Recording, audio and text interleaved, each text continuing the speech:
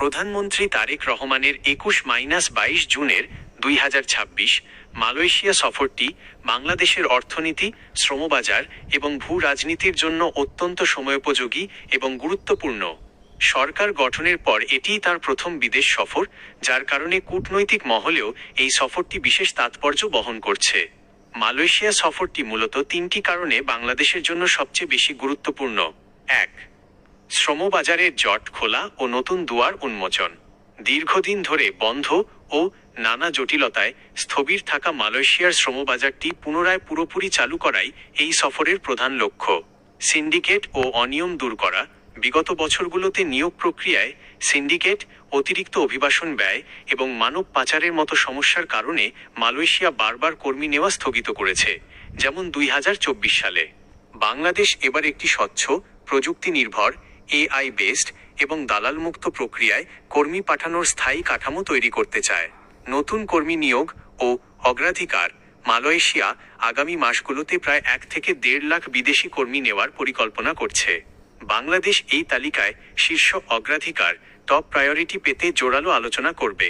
ইতিমধ্যে এর অংশ হিসেবে পূর্বের আটকে পড়া প্রায় 17,000 কর্মীর মধ্যে প্রথম ধাপে 7,926 জনের ভিসা চূড়ান্ত হয়েছে।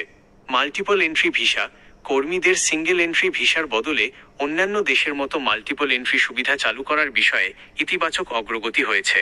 দক্ষ কর্মী ও পেশাজীবী, শুধু সাধারণ শ্রমিক নয়, নিরাপত্তা কর্মী, কেয়ারগিভার এবং নার্সদের মতো দক্ষ পেশাজীবী পাঠানোর ব্যাপারেও এই সফরে বিশেষ আলোচনা হবে।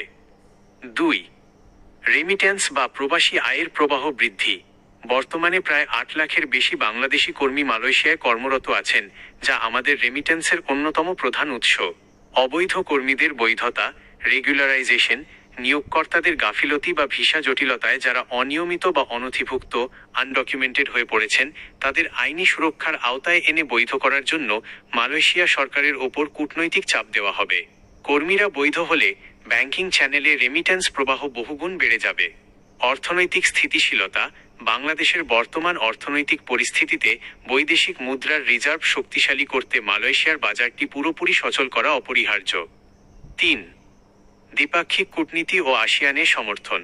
মালয়েশিয়ার প্রধানমন্ত্রী আনোয়ার ইব্রাহিমের আমন্ত্রণে এই সফরটি দ্বিপাক্ষিক সম্পর্কের ক্ষেত্রে নতুন মাত্রা যোগ করছে। ভারসাম্যপূর্ণ পররাষ্ট্রনীতি।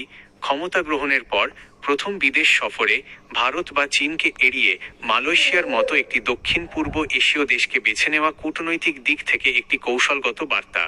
এর মাধ্যমে বাংলাদেশ তার স্বাধীন ও ভারসাম্যপূর্ণ পররাষ্ট্রনীতির বহিঃপ্রকাশ ঘটিয়েছে। আসিয়ান, এসিয়ানে সদস্যপদ। দক্ষিণ পূর্ব এশিয়ার দেশগুলোর জোট আসিয়ানে বাংলাদেশের পর্যবেক্ষক বা সংলাপী অংশীদার, সেক্টরাল ডায়ালগ পার্টনার হওয়ার দীর্ঘদিনের প্রচেষ্টায় মালয়েশিয়ার সরাসরি রাজনৈতিক সমর্থন চাওয়া এই সফরের অন্যতম এজেন্ডা। মুক্ত বাণিজ্য ও বিনিয়োগ। শ্রমবাজারের পাশাপাশি মালয়েশিয়ার বেসরকারি খাতের বড় বড় প্রতিষ্ঠানকে, যেমন পেট্রোনাস, এয়ার এশিয়া, বাংলাদেশে বিনিয়োগে আকৃষ্ট করতে এবং দুই দেশের মধ্যে মুক্ত বাণিজ্য চুক্তি এফটিএ নিয়ে আলোচনা এগিয়ে নিতে এই সফর ভূমিকা রাখবে। সংক্ষেপে, মালয়েশিয়া সফর কেবল কর্মী পাঠানোর সংখ্যা বাড়ানোর জন্য নয়, বরং অতীতে বারবার বাজার বন্ধ হওয়ার যে দুষ্টচক্র তৈরি হয়েছিল তা ভেঙে একটি স্বচ্ছ ও টেকসই অভিবাসন কাঠামো তৈরি করার জন্য এটি বাংলাদেশের জন্য সবচেয়ে বড় সুযোগ।